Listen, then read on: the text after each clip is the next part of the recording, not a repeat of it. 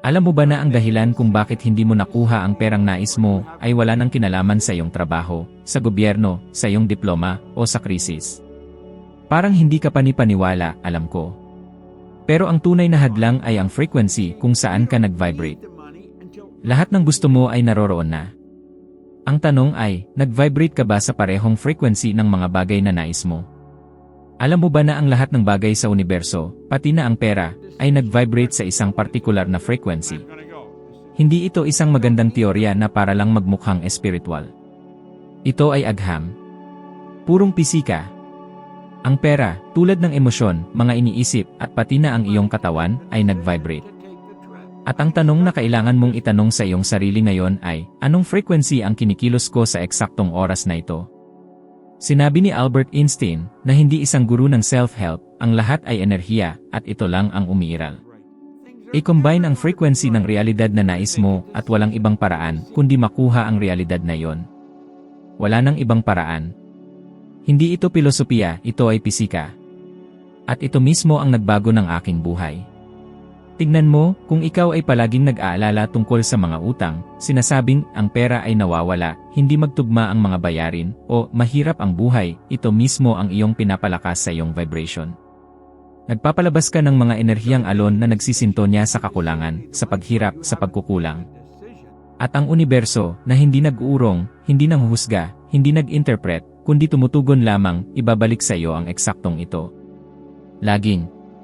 Karamihan sa mga tao ay nabubuhay ng buong buhay nila nang hindi napapansin na hindi ang pagsisikap ang nag-akit ng pera.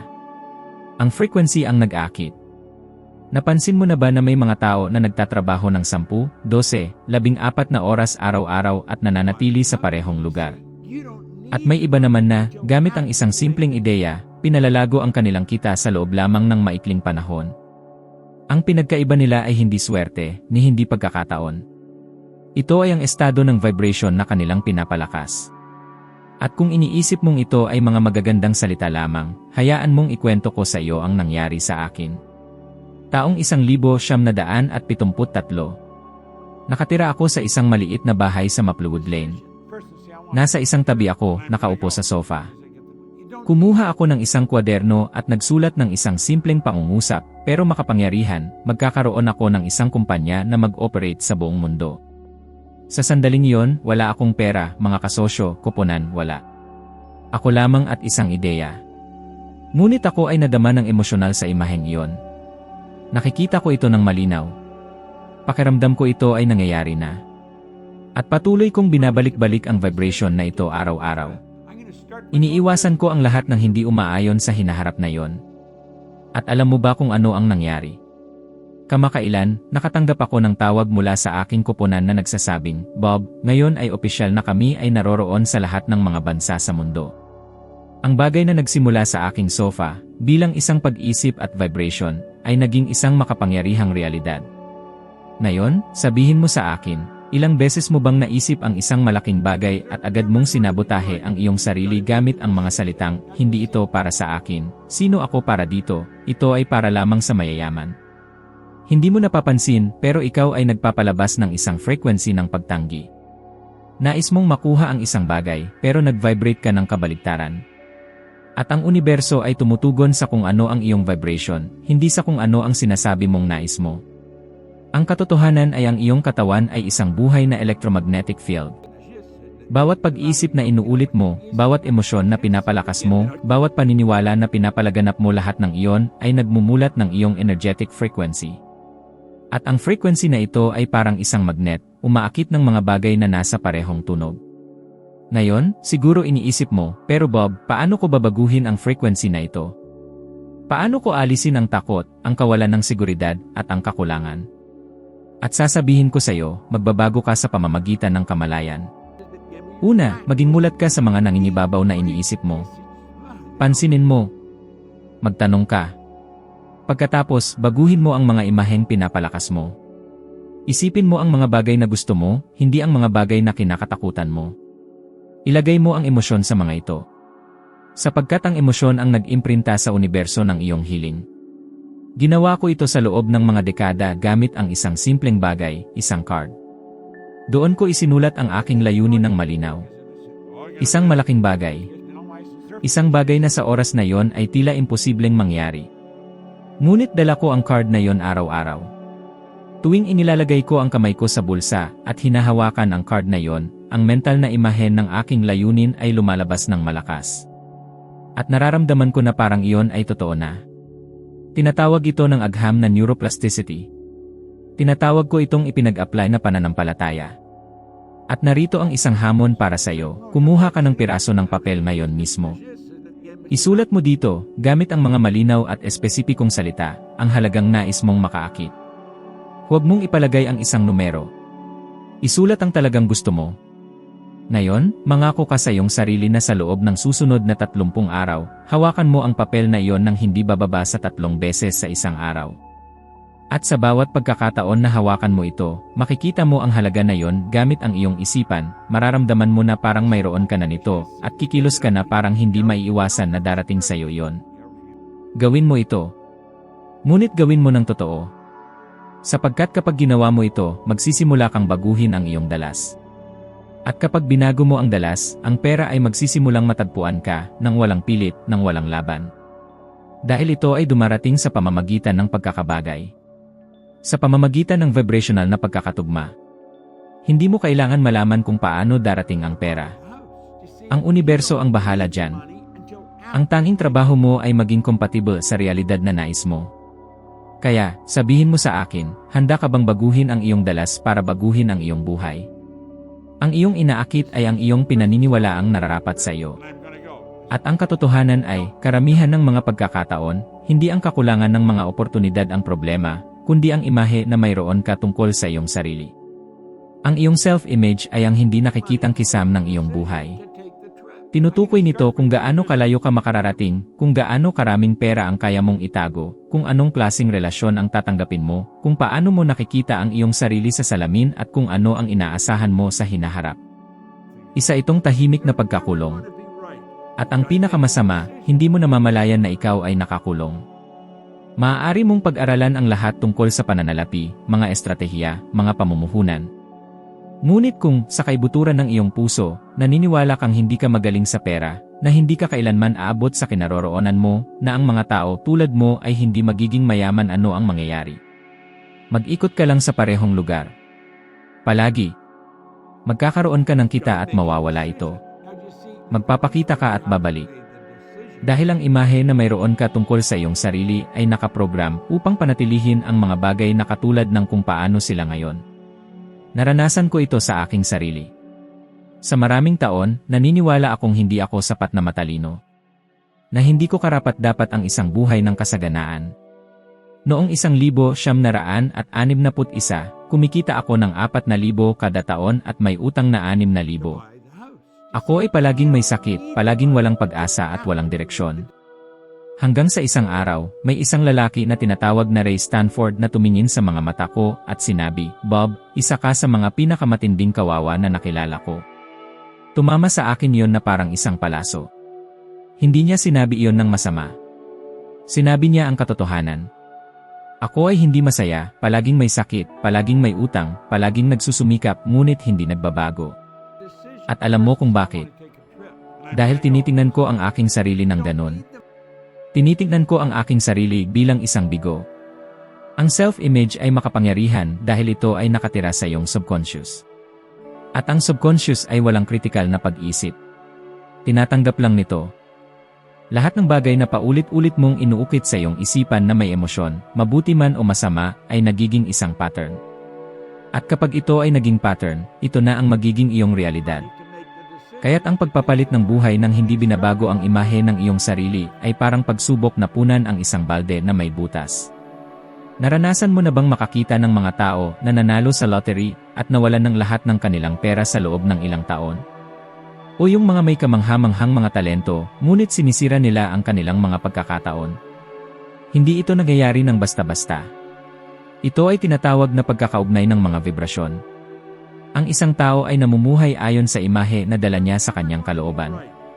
At sa hindi malay, winawasak niya ang lahat ng labas sa kanyang pattern.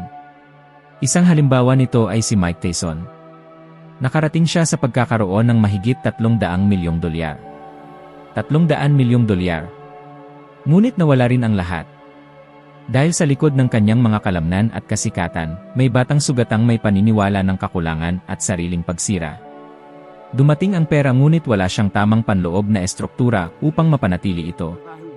At nangyayari ito araw-araw sa mga karaniwang tao. Marahil pati na rin sa iyo. Ang magandang balita ay hindi permanente ang imaheng ito. Maaari mo itong muling buuin. Ngunit kailangan mong magsimula ngayon. Paano mo nakikita ang iyong sarili kapag naiisip mo ang tagumpay? Kapag ini-imagine mong may malaking halaga sa iyong bank account, ano ang agad mong nararamdaman? Natutuwa ka ba? O natatakot? May kasalanan ka ba? Iniisip mo ba na hindi para sa iyo ito? Ang mga reaksyong ito ay mga pahiwatig ng iyong auto-imahen. Mga senyales ng kung anong nakaprograma sa iyong isipan. At maaari mong baguhin ito. Magsimula ka sa pag-visualize ng tao na nais mong maging. Hindi lang kung ano ang mayroon siya, kundi paano siya maglakad, paano siya magsalita, paano siya mag-react. Ano ang kanyang tinatanggap? Ano ang hindi na niya tinatanggap? Ibigay ang buhay sa imahe na ito sa iyong isipan. At ulitin. Ang paulit-ulit na paggawa nito ang susi. Ganito mo binubuo ang isang bagong ako sa iyong kalooban. Ginawa ko ito gamit ang tinatawag kong golden card. Dito ko isinulat ng malinaw ang aking layunin. Isang layunin na sa mga panahong iyon ay tila imposibleng makamit. Ngunit dala-dala ko ito araw-araw. Hinahawakan ko ang papel na iyon ng maraming beses sa isang araw. At sa paggawa nito, na-access ko ang mental na imahe ng lalaking nagiging ako. Tinutulungan ako nito upang mapanatili ang tamang vibrasyon. Hindi ako bumigay sa lumang programming. At sa paglipas ng panahon, nagsimulang magbago ang aking realidad, hindi dahil nagbago ang mundo, kundi dahil binago ko ang paraan ng pagtingin ko sa aking sarili. At kung iniisip mo na mukhang mahirap ito, maglaan ng sandali at tanungin ang iyong sarili, ano ang mas mahirap? Mabuhay ng isa pang taon na nakakulong sa limitadong bersyon ng iyong sarili o maglaan ng ilang minuto araw-araw upang magtayo ng isang bagong identidad, mas malakas, mas nakahanay sa iyong mga pangarap. Ano ang mas masakit, ulitin ang kakulangan o putulin ang siklo ngayon? Hindi mo babaguhin ang iyong buhay sa pamamagitan ng pagkakaroon ng mas maraming pera. Makakakuha ka ng mas maraming pera kapag binago mo ang iyong auto-imahen. At nagsisimula ito sa pagtanggap ng isang bagay na maaaring hindi sinabi ng iba, karapat-dapat ka. Ikaw ay may halaga. Ikaw ay may kakayahan. Ngunit kailangan mong maniwala dito bago pa mangyari ang anumang pagbabago. Kaya tumingin ka sa salamin. Tingnan ang higit pa sa iyong mga damit, mga bayarin, at mga pagkakamali. Makita ang potensyal na naroroon sa iyong kalooban. At magsimula, ngayon din, nabuin ang imahe ng isang tao na hindi lamang umaakit ng pera kundi nakadarama ng kaginhawaan sa pagpapanatili nito, pagpaparami nito, at paggamit nito ng may katalinuhan. Dahil sa huli, ang pera ay laging susunod sa iyong identidad. Hindi ito ang kabaligtaran. Naisip mo na ba kung bakit paulit-ulit mong nararanasan ang parehong mga problemang pinansyal, kahit na nakabasa ka na ng mga libro, nanood ng mga video, at kumuha ng mga kurso? Bakit parang naintindihan mo na ang mga hakbang na kailangan gawin, ngunit hindi mo magawa? Ang sagot ay nasa isang bagay na karamihan ng mga tao ay hindi alam na umiiral, ang paradigma. Ang paradigma ay tulad ng isang otomatikong piloto na naka-install sa iyong subconscious. Isa itong koleksyon ng mga paniniwala, mga gawi, at mga pattern na hindi mo pinili, ngunit tahimik nitong kinokontrol ang 75% ng iyong kilos. Siya ang responsable sa iyong mga desisyon, mga aksyon, at, mas mahalaga, sa iyong mga resulta. At kung hindi mo mababago ang paradigmang ito, ang iyong buhay ay magpapatuloy na eksakto kung paano ito ngayon, o mas malala pa. Simula nang dumating ka sa mundong ito, ang iyong isipan ay hinuhubog. Sa mga unang taon ng iyong buhay, tinanggap mo ang lahat ng nasa paligid mo tulad ng isang espongha. Kung narinig mong ang pera ay marumi, mahirap, o dumating lamang sa pamamagitan ng maraming sakripisyo, naging totoo ito sa iyong isipan. Kung nakita mong nag-aaway ang iyong mga magulang dahil sa pera, nakaramdam ng pagkakasala dahil bumili sila ng isang bagay para sa kanilang sarili, nagsasabi ng mga salitang tulad ng hindi kaya, mahal ito, hindi natin kayang gawin. Lahat ng ito ay pumasok direkta sa iyong subconscious. At hulaan mo? Ngayon, inuulit mo ang mga pattern na ito nang hindi mo namamalayan. Hindi ito kakulangan sa katalinuhan. Hindi ito katamaran. Ito ay isang programa. Nais mong bumuo ng isang buhay ng kasaganaan gamit ang mga kasangkapan ng kakulangan. At hindi ito gagana. Parang nagmamadali ka habang naka-full-brake. Nakita ko ito sa lahat ng oras sa mga seminar na aking pinangunahan sa buong mundo. Mga taong matatalino, puno ng talento, may mga kamanghamanghang ideya, ngunit nahihirapan. Alam nila kung anong dapat gawin. Ngunit hindi nila ginagawa. At nagdurusa sila dahil dito. Ang conscious na isipan ay nagsasabi ng gigawin mo, ngunit ang paradigma ay sumisigaw ng huminto ka. At ang paradigma ay palaging nagwawagi, maliban na lamang kung ito ay muling isusulat. Gusto mo ba ng halimbawa? Si Nikola Tesla. Isang henyo. Isang inventor na nagbago ng mundo. Ngunit namuhay siya sa patuloy na kakulangan. Namatay siyang mahirap.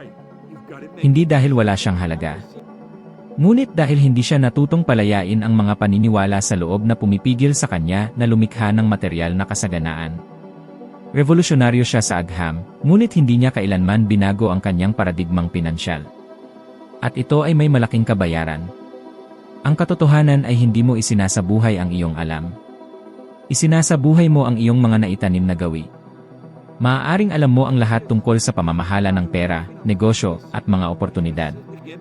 Ngunit kung ang iyong paradigma ay nagsasabi na hindi mo kaya, o na hindi ito para sa iyo, makakakita ka ng mga paraan upang wasakin ang bawat hakbang patungo sa tagumpay.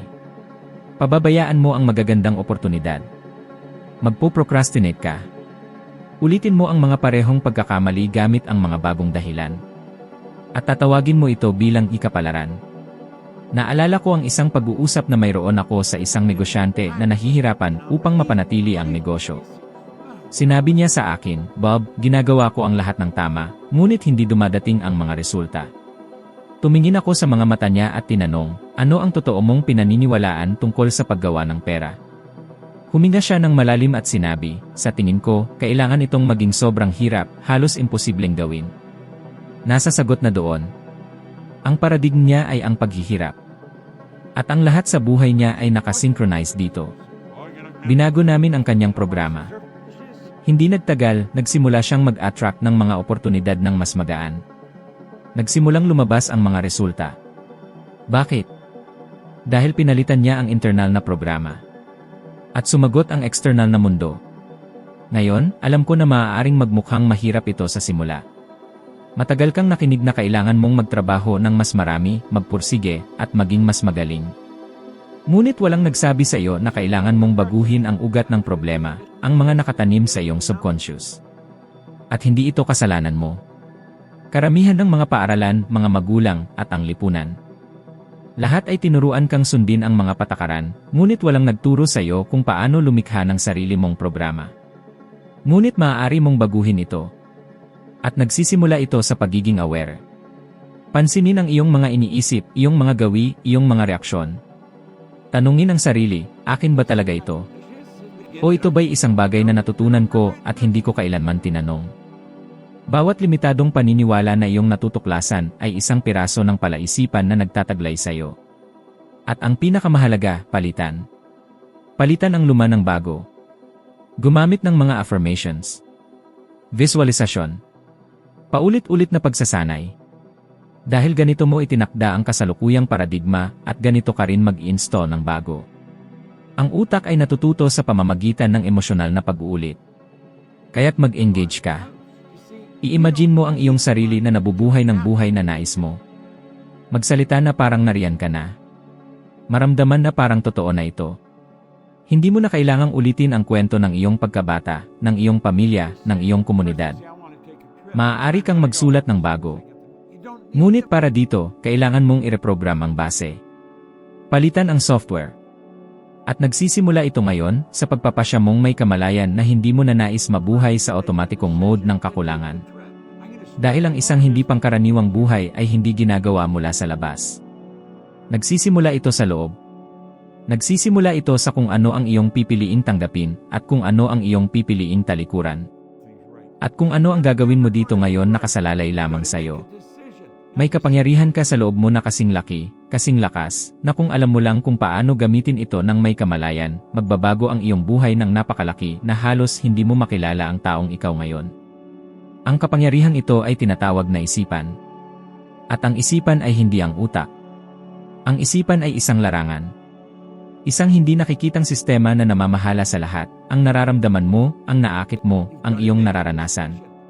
At karamihan sa mga tao ay nabubuhay ng isang buong buhay na hindi natututo kung paano gamitin ang sistemang ito. Nabubuhay sila sa awa ng mga pangyayari, ng mga emosyon, ng mga impulso. Ngunit hindi ikaw.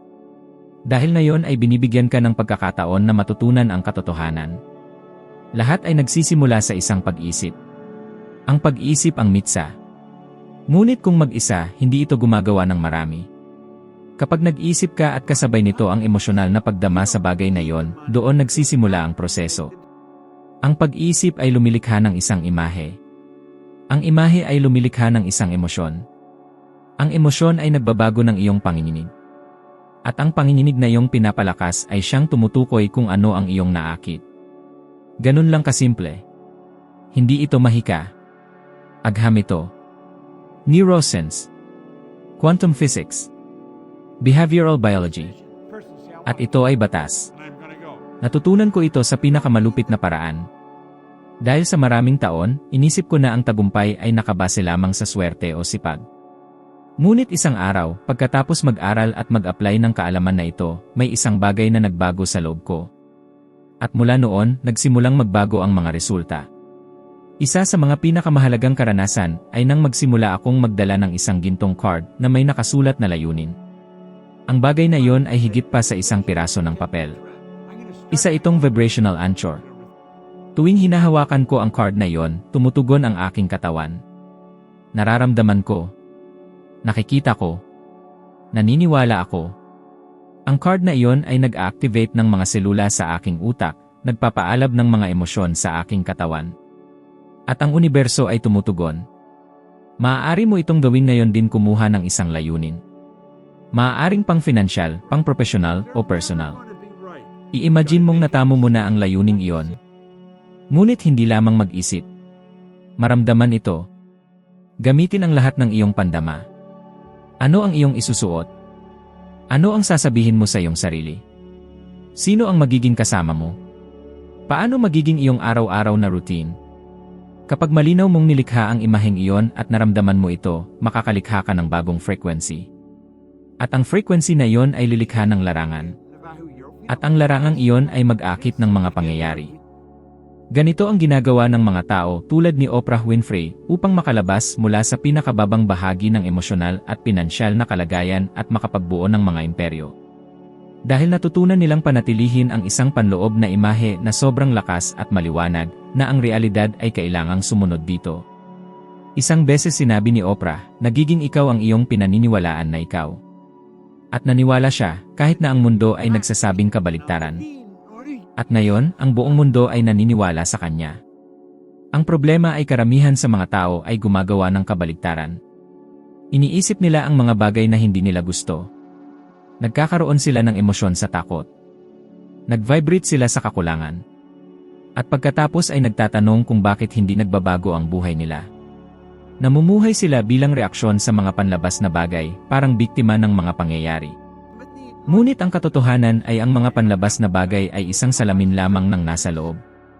Palagi na itong ganoon. At palaging magiging ganoon. Ngayon, maaaring iniisip mo, pero Bob, hindi ko kayang panatilihin ang mga positibong pag-isip na ito ng matagal. Naiintindihan kita. Dahil hindi ka sanay dito. Pinakondisyon ka upang mag-react, hindi upang lumikha. Ngunit maaari mo itong baguhin sa isang simpleng paraan, ang paulit-ulit na pagsasanay ng kamalayan. Magsimula at tapusin ang iyong araw sa pag-visualize ng buhay na nais mo. Ilang minuto lang. Ngunit may lakas. May emosyonal na pagkakasangkot. Gawin mo ito sa loob ng 30 araw at obserbahan. Obserbahan kung paano nagsisimulang lumitaw ang mga ideya. Paano dumadating ang tamang mga tao. Paano nagsisimula ang mga pagkakataon na magbukas? Dahil lahat ng nasa paligid mo ay nagsisimulang tumugon sa frequency na ipinapadala mo. At tandaan, hindi ito tungkol sa murang optimismo. Ito ay pisika. Ang enerhiya ay tumutugon sa enerhiya. At ang lahat ay enerhiya. Kasama ka na dito. Kasama ang pera. kasama ang hinaharap na matagal mong inaasam. Nasa loob mo ang lahat ng mga yaman na kailangan mo upang lumikha ng anumang realidad. Ngunit kailangan mong magdesisyon na gamitin ito. Magdesisyon na kunin ang kapangyarihang ito. Dahil ang isip ay tulad ng isang hardin. Kung hindi mo ito taniman ng may layunin, ang mga damo ng duda, takot, at limitasyon ay maghahari sa lahat ng aspeto. At kung hahayaan mo, talagang maghahari sila. Ngunit hindi mo hahayaan. Dahil alam mo na ngayon. At ang nakakaalam, hindi na babalik pa. Mayroon kang isang isipan na kayang lumikha ng mga mundo.